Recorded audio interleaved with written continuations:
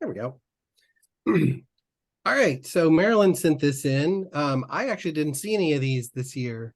Always a really fun find. Mycorrhizal mushroom. You can see it's got some zonation here on it, and look at that beautiful indigo color. One thing, let me see if I can see my other screen. I just read this thing about a chemical called azulene, similar to naphthalene, except it's really blue. But anyway, apparently this chemical is kind of going against normal, what people, against chemical rules, of physical rules of chemistry. And it's like creating more light. But anyway, the blue color in Lactarius indigo is actually related to azulene. Not the same compound. It has a couple of, carbons poking off the side. But anyway, I thought that was kind of interesting. They might be using that azulene to try and harvest more energy from light and make better solar panels. All right, Marilyn sent this in. We've got some colorful things here to start with. This first one here, I really like finding the other species. So this is in one of the jellies. This is a Calicera. This is probably Calicera viscosa. A lot of times you'll find Calicera cornea. I haven't found this one. And Calicera cornea is like little spikes. And so sometimes you'll see just a whole little piece of a log, and it's just got all these little kind of yellowy orange spikes all over. It looks really cool. Then this beautiful orange polypore, which I believe is still in Pycnoporus. It was kind of vacillating between Trametes, which is the turkey tail genus. But I think it might still be in Pycnoporus, Cinnabarinus, and the cinnabar due to the color. Apparently it's not good medicinally, but some people make jewelry and things out of it. We make different art things. And then on to the gnarly slide. So this was, Marilyn sent this one in as well. This one probably would have been more suitable for Halloween. So this first slide, so you see this weird pink, like kind of veiny, cross veiny. This is actually the hymenium. So this is where the spores are produced. It's got a very weird, instead of being gills or pores or something like that, it's just this wavy membrane. This one actually creates whitish kind of caps on it. I believe that's Pholebia tremulosa, and we've got a few puffballs thrown in there for good measure. That's the Lycopterodon pyriforme, pear-shaped puffball. This other guy over here is a mushroom mold, and so it looks like it was probably growing on some sort of bolete. This one's a little fuzzier looking, and you probably seen me talking about the hypomyces. Those tend to be more kind of specific on what they attack. This guy kind of can just show up on all kinds of different mushrooms. This is Sysgytes megalocarpus. All right, and sorry, I can't see her name now. I think that was Lynn sent this in. Layla Walsh. Oh, okay. I closed it on this side and now I can't see it. And the bars, anyway, she found this in the Adirondacks. We found quite a few, actually both of these out at Sequinota. First one is Clavulinopsis fusiformis. They call it golden spindles. It's kind of like one of the worm corals. And then this other one was Noliana. I think they put it back into Entoloma. They call it the unicorn entoloma, or at least one of the unicorn entolomas. This is the salmon unicorn entoloma. This is Entoloma quadratum. A lot of times this little umbo at the top will actually protrude even further. And this is where it gets its unicorn name. All right, Marilyn sent this in. I always thought when these are getting older and mature, they brown up. A lot of times they'll be like this down. I always thought they looked like pig's ears, like the dried pig's ears you get for your dogs. The first time somebody brought me one of these, the younger one, I was like, oh my God, what the heck is that? I didn't realize how pale they were when they were young. But this is Royoporus badius, used to be polyporus. Oh yeah, I forgot. There's like maybe a little mycena back there. And this is probably just it exuding excess liquid. I'm not sure how it looks, pretty moist there. I'm not sure that this is a normal occurrence. It's not considered a resinous polypore that I know of. Marilyn sent these guys in. I am not very confident in my identification of corals, but I believe this may be Raria Stricta or the Raria Stricta group. I need more work with Raria. If anybody thinks that I've mislabeled this, feel free to let me know I got it wrong. Daniel Berman sent this guy in. We actually have had a pretty good year of these guys. You may notice it's got a little bit of a lilac tint going on there when you see the underside. Beautiful purple coloration, very Clitosabe-like. This mycelium growing here must have been nice and humid. Just as a side note, back in the day, I bought a, by the way, these are Clitosabe nuda or Bluets. I bought a block of this and put it in my yard and covered it in a bunch of yard trimmings and stuff like that. And a beautiful purple mycelium just grew all up through it. And like, it was all, so it's like, that's definitely the Bluets growing there. Unfortunately, I moved away, so I never saw any mushrooms.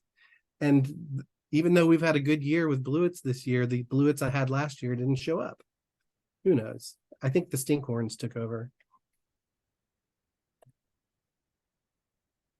So one thing I'll note, when you're looking for Bluets, you got to be careful of finding things like this. This one is definitely easier to delineate from actual Bluets, because if you would have noticed, which I guess I should have pointed out, Bluets have a glabrous top, so it's like a smooth top, so there's not really any fibrils on it. Some Cortinarius can have that, but you can see this one, it's almost fuzzy. And it's also a darker purple.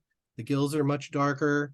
One thing to note is the Bluets do not have this. So this is a ring zone. And so this is Cortinarius violaceus. And Cortinarius have rusty spores, whereas the Bluets will have pale spores. But Cortinarius get their name from the partial veil, and before they open, it's got like this cobwebby structure, and oftentimes it'll leave remnants on the stipe there, and they must be a little sticky because it's very common to find the spores sticking to that cobwebby veil remnant left on the stipe. So that's actually a good telltale sign that it has rusty spores, and it's like, oh, that's a Cortinarius, that's not a Bluet, I shouldn't be eating that. Daniel also found this guy. I like that he got a cross section of it. It's great. This one's looking a little old. They tend to be a bit more red than this when you find them fresh.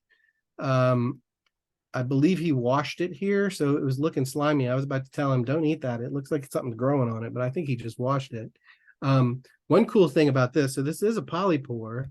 This is actually the beefsteak polypore. This is Fistulina hepatica. It's great how it actually has almost like a marbling in it, and so you can see why they would call it the beefsteak. But in this one, the pores are actually singular, hanging down, and so they're almost like a whole bunch of straws. And like if you were to bend that cap back, it would split. Whereas normally polypores, all those pores are kind of fused together. All right, we've got a reemergence of one that we had last year. So if you were here last year and you saw I had put in a Hericium, and I was like, I don't know if that's Hericium, because it had these weird, almost wormy coral teeth. This is the same mushroom growing from the same tree. And so it's reemerged. And here it is. I mean, this looks pretty Hericium-like to me, but yet it did have portions of it that had this weird, wormy, thicker teeth, which is kind of cool. And it also looks like this tooth is growing more teeth. It's almost like a cat's tongue. Anyway, that's lion's mane, or Hericium Arenus. All right, you're gonna have to say the name again because I'm blocked again. Can I move this? Oh, I can. Okay, cool. Jim Dwyer. found these guys. So these are a type of oyster that are not native to here. But because this is a very commonly cultivated species, this one has actually leaped off and has made it into the wild. So this is actually an oyster mushroom. A lot of times you'll see them in stores and stuff, or you can buy cultivation kits. This is Plotus Copelatus. So it's actually an invasive species now. And apparently it's becoming much more common. And when it fruits, it can fruit like crazy. Some beautiful pictures though that he got there. Good and edible. I'm not sure if it's going to displace any of our native things. All right, Jennifer got a picture here. It's a bit blurry, but you can see it was growing here from the ground. And when you turn it over, you see, oh, wait, that's a polypore. I believe this is not any kind of staining reaction. That's just probably just some dirt she had on her finger or something. You can see she's cut it right here and it isn't. I believe this is Polyporus radicatus, or the rooting polypore. And so oftentimes if you kind of dig down, it's actually growing below the ground from wood and growing up until it hits the air. And then it's like, oh, hey, I can grow a fruiting body here. All right. Daniel submitted this one also. Another one I'm not very confident in giving you a name. Plus, a lot of times, so looking at the cap of this, you'll see it has kind of like Apress fibrils all in. So the Apress means they're kind of like flat against the cap, so they're up in the pileus. Flipping it over, you see it's got on this one a pinkish hue, and on this one it's going to like a chocolate hue. You can also see that the gills are free from this. It's also got a nice ring. It doesn't look like it has much bruising. I only put agaricus species on this, but you can see how your store-bought mushrooms, agaricus bisporus, it transforms to that pinkish to the chocolate. And so this is agaricus. Knowing the smell, knowing the staining reactions, plus I could have put Sylvaticus or something on this, but I'm not confident that I'm actually giving you the right exact species. There's a whole book of them, and I'm not certain I can place it to species. So I was speaking about those Apress fibrils. This guy's got some woolly ones really poking out. And so you can see the difference where it's actually rising above the cap as opposed to being flat in it. It's also got a ring. We had a good number of these this year. This is one of the honey mushrooms. I believe this might be Armal Gallica. It's another one where the names were changing, and I think I might be getting it right, but maybe they've changed it and I'm not certain. But we did have a lot of those. I'm not used to seeing them so furry like that. It might be because they're young caps and they haven't expanded yet. All right. David Gorsline found this guy in Tidewater, Virginia. It's a little washed out, but when you look close, you can see, okay, it's got some pyramidal warts there on the cap. It's got a nice shot of this partial veil and the remnants of what would have been the universal veil here. A lot of times it'll leave markings on the base of the stipe like that. Sometimes you'll see a vulva sac, sometimes it'll be crumbly, and then sometimes you'll see these like zones where it was. So this is one of the Lepidellas, or now it's Roanokensis. Maybe this is Amanita cocheri. I'm not sure. There's a number that can look similar to this, but we know it's one of the Lepidellas. It's an Amanita. It would have had white spores, and if you would have got a shot of the gills, you would have seen they would have been free as well. All right, David Ash found this guy growing in his yard. We've seen a lot of these over the months that I've done this. And if you're out hunting for morels and you see these big brown mushrooms growing on wood, this is very similar to that. I assumed it was growing in the mulch here, and so I put Plutus petastates on it. And so this is another Plutus. A lot of times it's a lot lighter than the fawn mushroom, Plutus cervinus. You can see it's got this kind of pinkish hue happening to the gills. This is the spores maturing. This one also has free gills, which is, can't really see it too well, but these are free gills. But these often grow in mulch and they can get really big. John McKinley Ward found these guys. This is one of the inky caps, and you can see he's got the spores all over his fingers from them deliquescing. I think he had a number of other larger ones that were like totally gone. So this is just a couple of the younger ones. Interestingly, these also start off turning a pinkish color, kind of like agaricus, and then they go to like a black color. So this is probably the alcohol inky. So Cortinarius atramentaria. It's got a smooth kind of cap, almost kind of like egg-shaped.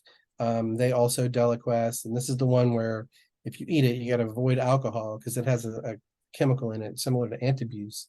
And so you get all flushed and it blocks an enzyme from breaking down the alcohol. All right. Roy Fisher sent this guy in from Baltimore, Maryland. I have a lot of these in my yard. This is a pretty big guy. He said this one was almost 2.5 pounds. So if you've been on the forays with us and you've seen the pigskin poison puffball, this is in the same genus. So this is very similar. It's got that purplish black gleba inside where the spores are going to be produced. You notice this one has a much thicker rind and it'll kind of crack open, and that's where the spores will come out. This is Scleroderma polyrhizum. I don't think I've seen them this big. It's pretty showy there. You can see it was growing in some pines. And this guy was submitted by April Wyman. We've actually got a lichen in here. She found this in West Virginia. I cannot remember the name, so I got to read this one. This is Icmedophilia rhizatorium. Thank you, Tom, for confirming that. I love the common name, fairy puke. And so it's got these pink apothecia, I believe. And so this is a very distinct one. That's a fun find. And last but not least, Tom Moore sent this guy in. One of his friends sent them. This is like mushroom hunter heaven here. You're just like, oh my God, those hens are like so beautiful and fresh and wonderful. You got some honey mushrooms. I think these were some puffballs. They looked a bit old. Looks like you might have an old Meripolis, like a black staining polypore decaying from the same tree. But wow. Anyway, that's it for me. Happy Thanksgiving.